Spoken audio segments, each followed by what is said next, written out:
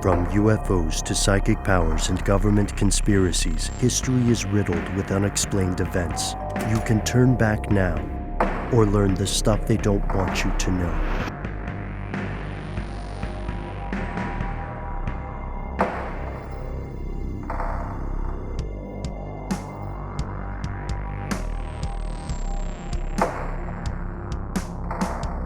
And we have returned, folks. Can't wait to hear your input. As you know, you're the most important part of the show. So anytime you hear us talking about the really heavy things or the really weird things like strip chat, swank pods, always write in. Conspiracy@iheartradio.com, 1-833-STDWYTK. You know, a lot of folks who are in the audience today, a lot of our fellow conspiracy realists have kind of lived with us a few hours a week over the course of the pandemic. When it hit, when everyone was in the depths of lockdown, when rumors proliferated and were often mistaken for research and science, and there were a lot of predictions people had. It seems weird to say this was 2 years ago. 2-ish years ago, there were a lot of predictions people were making willy-nilly. Folks said, for instance, all kinds of stuff about how COVID could last on certain surfaces, etc. A lot of that turned out to be not true. Another prediction, there were a ton of economic predictions, right? Some of those were true. Some of those were false. One that turned out to be false was the prediction that was around for a while saying that housing prices and property prices would plummet. That turned out to be the opposite of the truth. And another prediction that I think a lot of people took on faith as factual was the idea that, hey, look, you've got these people who are in relationships and now they're all having to work from home or they're being stuck in their home due to the order of some large state actor, Big Brother. So what's going to happen is that they're going to reproduce. Right? Because what else are they going to do? They're not going out to that party. They're not going out to the movies. They got to do something to fill up the time. Oddly enough, that prediction turned out to be incorrect. And studies have shown over the end of 2021 and 2022, these ongoing studies have shown that the pandemic led to not a baby boom, but a baby bust for multiple factors. What we're seeing is quite possibly the beginning of an overall world population in decline. Now, I know that sounds crazy at first, but we have to think about the way the averages work out, right? So there are countries that already for a long time had lowering reproduction rates. And a country like Japan would be an example. The US in specific had a pretty big baby bust. It wasn't as big as people had feared originally, but it did lead to a situation that people didn't think would really happen. One of the best articles reporting on this is not new, but it came out on August 30th, 2021 by Tanya Lewis for Scientific American. The pandemic caused a baby bust, not a boom. A lot of people thought this would create a new, like we'd have the Panini babies, right? A new generation of kids who were born in a world where they kind of had to grow up in these enclosed environments for the first part of their lives until vaccines became a thing. I call them the air fryer generation. The air fryer generation. Can you make a panini in an air fryer? It's like the air fryer is just like, I was listening to some cooking show on NPR. And they were saying how the air fryer is like the Cuisinart of this generation because of all the like kids doing TikTok videos with air fryers. But it's actually a pretty silly machine. It's not. It neither fries nor uses air. I think it does use air, but it's popular with the kids. Yeah. And so the thing about this story and any stories that are on a macro level like this is that it's usually not just one factor. Like a big part of the lower birth rate in a country like the United States is due in part to harsh immigration laws.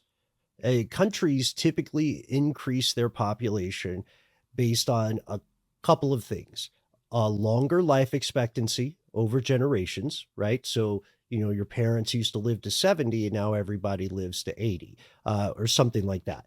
Or there would be immigration laws that encourage new individuals to come into the population and increase it, hopefully for the greater good. Or a rise in birth rate. People start having more and more children, 3.2 instead of 2.5, and what have you. And there's a lot of really good research on the kind of Venn diagram that has to form with those factors and other factors to make something balanced, right? To make a population that is stable and maybe hopefully has slight growth. But that's not what is happening now. So it's, just to be clear, birth rates in a lot of the developed world or the industrialized world, they were already falling for a while. It is a known thing, and the U.S. is no exception. But pretty much most people thought that, hey, folks are amorous, and if you lock them up together, they're just gonna start breeding like rabbits, as the old cliche goes.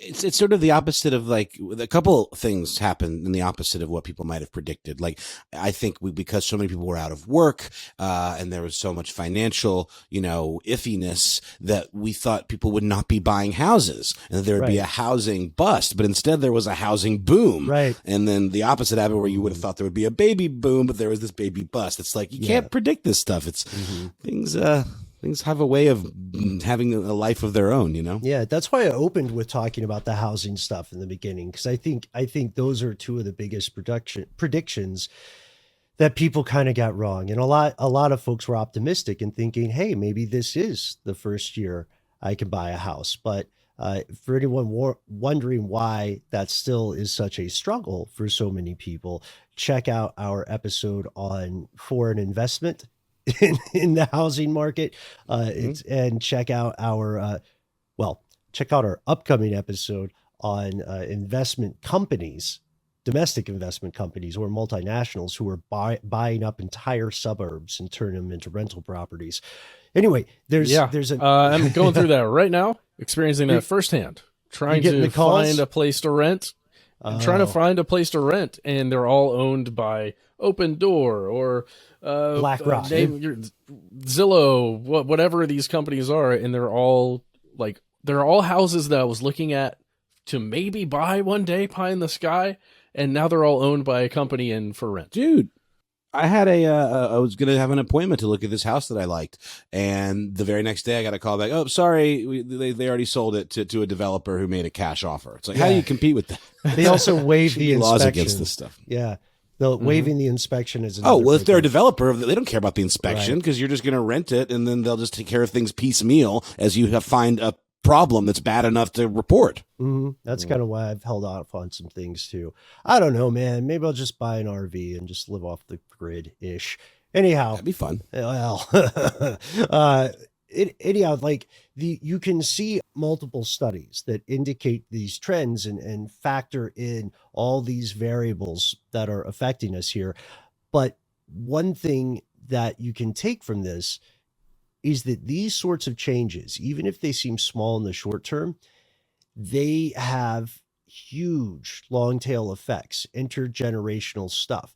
If you think of, like, okay, let's say fewer people in the US are having children during the pandemic. Right now, we don't know how much of a shift that represents, because remember, population rates were already falling a bit.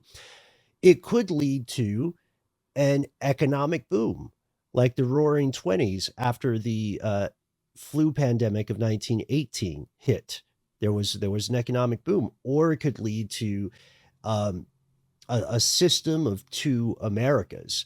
You could see families who were hit hard by the pandemic maybe less likely to have children for quite a while, right? And this is not even talking about the great financial grift of student loans, right? And then you might see that there were people who were less affected, or maybe they were in an industry that benefited in some way from this pandemic, and they may be therefore more likely to have children. And then there's the third possibility that it just doesn't really matter. It's a little blip, the world moves on, and things just continue on their madcap capering dance to the end. But without going into stuff, I was interested in this. I read way too much about this. Also, I was learning that life expectancy has been affected. It's dropped just through the law of big numbers because of the deaths due to COVID and the demographics most likely to die from that infection or related things. This takes us to the thing that I wanted to ask you guys about. I wanted to see what your thoughts are. Do you know any pandemic babies? Know anybody who's been born Yes. during this time? Yeah.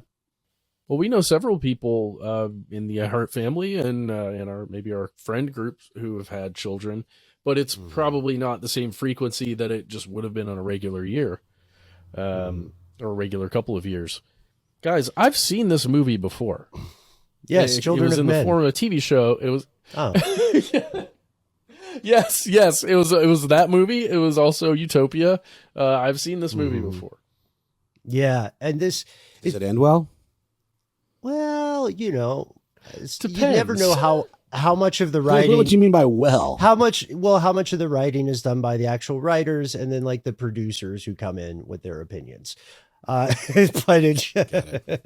I walked down the street for that one. But in general, what may happen is that as the economy improves, there may be more children born because people were waiting. You have to remember, if you're listening to this and you are of a certain generation, you have to remember the folks who are younger than you, they're the ones who are actually going through life uphill in the snow in this regard, because their wages have stagnated, the cost of everything imaginable has increased, and they're carrying burdens that didn't exist in the same way in previous generations. So if the economy turns around somehow, then we may see a baby boom because people who have been postponing this stuff will all of a sudden say, hey, now we can afford a kid. Now we don't have to worry about practicing birth control. Now we will be able to ensure that we and our child children have the kind of lives we would want them to have. And there may be more room. Just to give you, I know we're getting at time here, so let me just end on this. When I'm talking about big consequences, I'm talking about stuff that will become apparent that will become obvious in about 20 to 25 years. For instance, just consider this. The COVID-19 pandemic alone, and this is according to Population Development Review, reduced the world's collective life expectancy, everybody, by about 2 years overall. So this is big stuff. Because of stress, probably alone, right? Well, because of stress, because of dying from COVID, because of COVID-related things, when the infrastructure fails, like this did hit everybody, even if you never contracted COVID, even if you never lost your job or felt influenced by it. Like this, the reason I say this is strange news is I would argue this is news that civilization has yet to understand and probably will not for several years. We don't even know when the variants are going to stop. It's like DJ Khaled's in charge of these. You know what I mean? There's always another one. I make no apologies for that joke. However, the man is quite prolific. It's true. He There's is. no question Stop about it. producing- I love how he always has his name in the song. yeah, DJ Khaled. Not. Did I tell you my buddy Matt Riddle, a friend of the show, early days of COVID, had the prescient idea to lock down the domain name DJ COVID-19. He's also playing a long game here, so Yeah. we'll see when that one comes around. He can sell that for a mint. Yeah, big fan of Mr. Riddle, and we want to at this point. I especially want to hear from new parents in the crowd, and I want to hear from folks who have made the decision to hold off from having kids or to hold off from enlarging your family unit in one way or another, whether that's having additional children, whether that's adopting, what have you. What has your experience been? What advice would you have for other people who may be in a similar situation?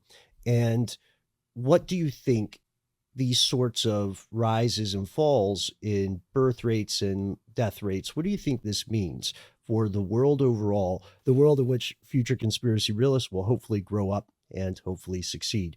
Let us know, 1-833-STD-WYTK. You can also find us, conspiracy@iheartradio.com. A pause for a word from our sponsors, and we'll return with more strange news.